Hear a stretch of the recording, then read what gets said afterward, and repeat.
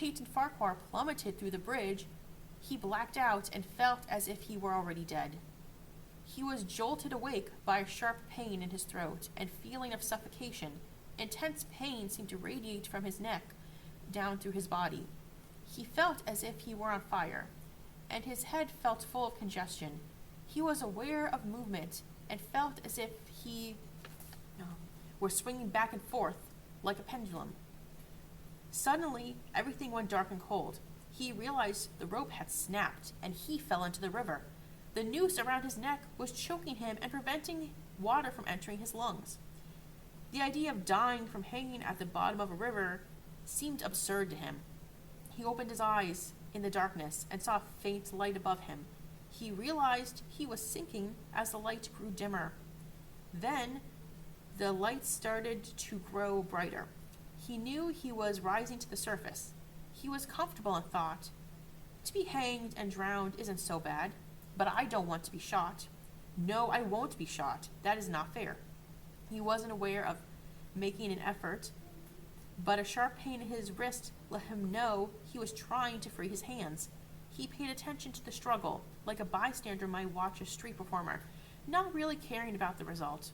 What an amazing effort. What an incredible superhuman strength. What a great try. Well done. The rope fell off his hands, separated and floated above. His hands, barely visible on each side, increased light. He watched them with renewed interest as first one. Then the other one grabbed the noose around his neck. They then ripped it off and pushed it away fiercely, its movement looking like those of a water snake. Put it back, he thought. He yelled these words to his hands, because after the noose was undone, he felt a worse pain yet. His neck hurt terribly. His brain felt like it was on fire. His heart, which had been beating weakly, gave a jump, as if to try to escape through his mouth. His entire body was tormented and twisted with unbearable pain. But his disobedient hands ignored the command. They hit the water hard with a quick downward stroke, pushing him to the surface. He felt his head come out. His eyes were blinded by the sunlight. His chest expanded uncontrollably, and with a final intense pain, his lungs took a big gulp of air, which he immediately let out a scream. Now he was fully aware of his physical senses. In fact, they were incredibly sharp and alert. Something about the terrible disruption of his body had heightened and refined him to a point where they were picking up on the sounds they had never heard before. He felt the ripple on his face and heard their individual sounds as they hit. He looked at the forest on the bank of the stream, saw an individual tree with leaves and veins on each leaf, even the insects on them, the locusts, the brightly colored flies, the gray spiders spinning their webs from branch to branch. He noticed the rainbow colors in all the dewdrops and the million blades of grass, the humming of the gnats that danced above the stream's whirlpools, the beating of the dragonfly's wings, the strokes of the water spider's legs, the oar lifting their boat, all of these creating a symphony of sound. A fish swam under his eyes, and he heard the sound of its body splitting the water. He had surfaced facing downstream in a moment. A visible world seemed to spin slowly around him, with him at the center, and he saw the bridge, the fort, the soldiers on the bridge, the captain, the sergeant, the two privates, his executioners.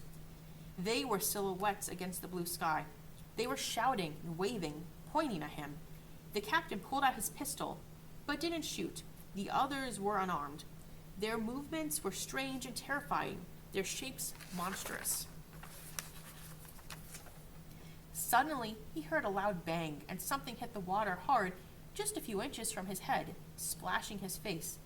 He heard a second bang, and saw one of the guards with his rifle, raising a puff of blue smoke coming from the barrel. The man in the water saw the eyes of the man on the bridge, looking into his own through his rifle sights. He noticed that it was a gray eye, and remembered reading that gray eyes were the sharpest, and that all the famous sharpshooters had them. However, this one had missed. Farquhar was caught in a counter swirl, spinning him around to face the forest at the opposite end of the bank of the fort. Suddenly, a clear high voice echoed across the water, drowning all the sounds. including the lapping of water against his ear. Even though Farquhar wasn't a soldier, he had spent enough time in the camps to recognize a chilling meaning of the slow, drawn-out chant. The lieutenant on the shore was giving orders for the morning task. The words were spoken in a cold, calm tone, meant to keep the men composed. The words fell like a hammer. Attention, company. Shoulder arms. Ready. Aim. Fire. In response, Farquhar dove as deep as he could into the water. The roaring of the water in his ears was deafening, and he could hear the muffled sound of gunfire. As he resurfaced, he saw a flattened piece of metal slowly sinking down. Some brushed against his face and hand before continuing their descent. One piece got stuck between his collar and his neck. It was uncomfortably hot, and he quickly removed it. When he surfaced, gasping for air, he realized he had been underwater for quite some time. He was noticeably farther downstream and closer to safety. The soldiers were almost done reloading their guns.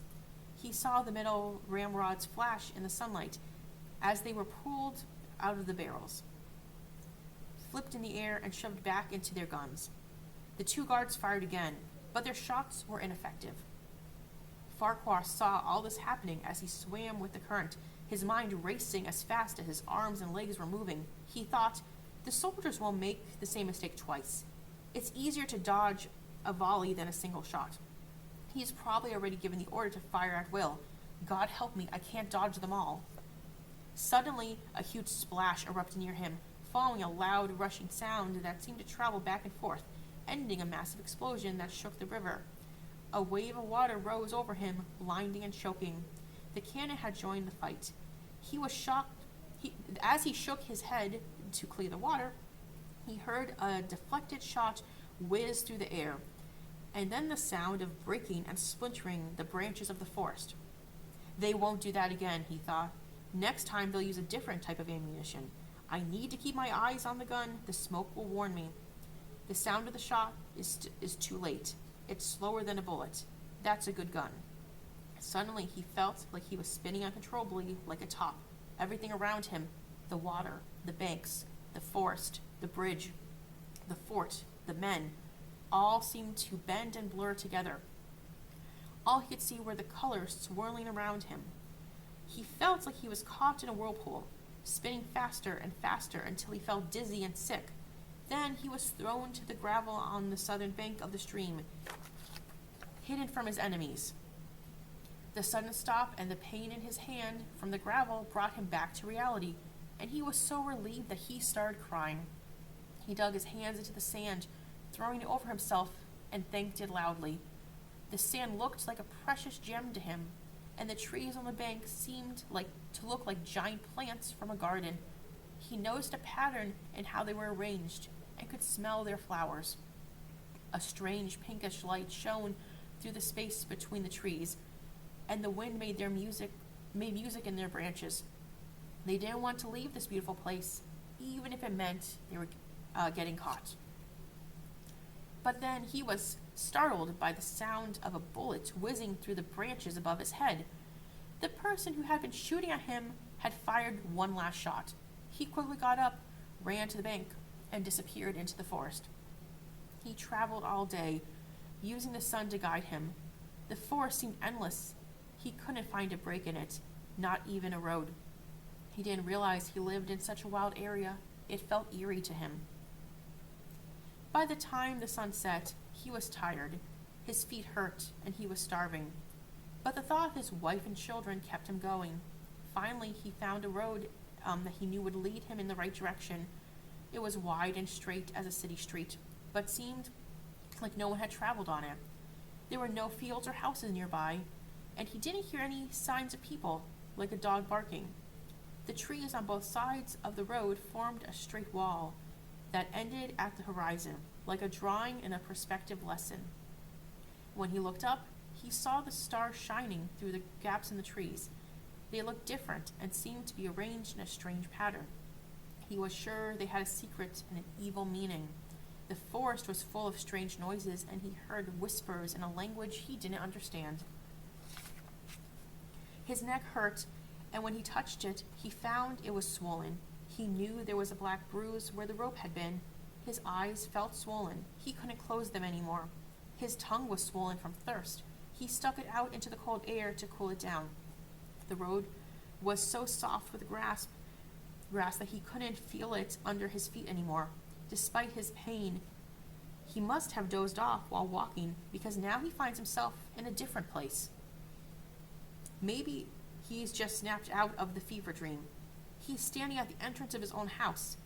Everything is just as he left it, bathed in the warm morning sunlight. He must have been walking all night. As he opens the gates and walks up to the bright white path, he sees a woman's dress fluttering in the breeze. His wife, looking fresh and lovely, comes down from the porch to greet him. She stands at the bottom of the stairs, waiting for him to smile, waiting for him with a smile that radiates pure joy. Her posture is elegant and graceful. She is so beautiful. He rushes towards her with his arms outstretched. But just as he's about to embrace her, he feels a sharp blow to the back of his neck. A blinding light flashes around him, accompanied by the sound of a cannon firing. Then everything goes dark and silent. Peyton Farquhar was dead. His body, with a broken neck, was swinging gently back and forth under the beams of Owl Creek Bridge.